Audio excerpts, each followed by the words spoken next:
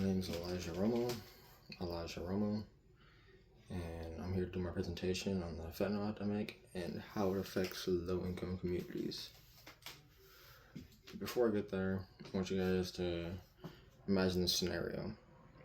Imagine you and some friends decide to go out for a weekend.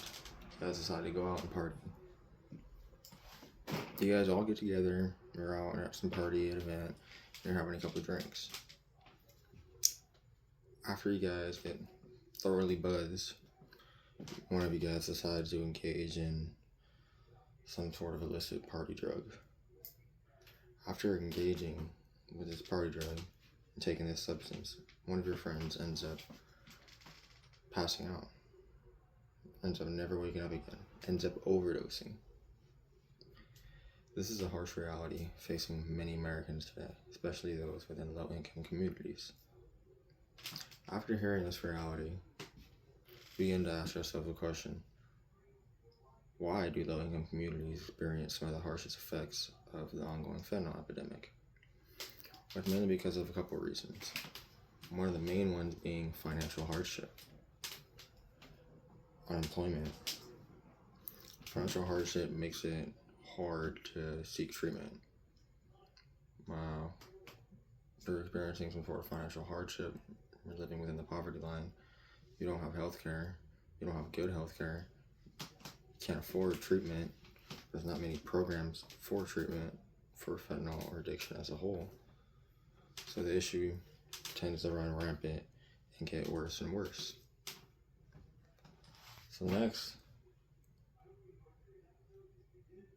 the thing about fentanyl is it doesn't just affect the addict, it affects the entire community.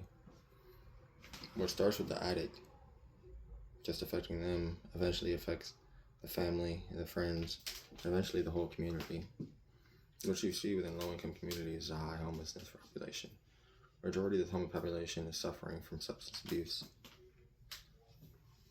So these families are also suffering because somebody loves these people. So they're suffering. The community sees this. You have a youth who see these people abusing drugs. The youth might engage with some of these substance abuse. So it creates a larger issue within the community. With people dying and mass amounts of people needing treatment, it strains the emergency care systems. So even the small amount of help and treatment they do have, it's overcrowded, overpopulated. It's a strain, there's not enough workers. Emergency services are overwhelmed, you can't help everybody. Addiction affects more than just the addict themselves. So the next question we want to ask ourselves is, why is fentanyl such an issue? Why is it becoming a major issue within low-income communities as a whole? Well, one of the main drivers for the fentanyl epidemic is the fact that fentanyl is so cheap and easy to mass produce. It's easy to develop a clientele, it's extremely addictive, it can be put into pretty much every single substance, and a small amount goes a very long way. So if a drug manufacturer produces a pound of fentanyl, that pound of fentanyl will go farther than a pound of any other substance.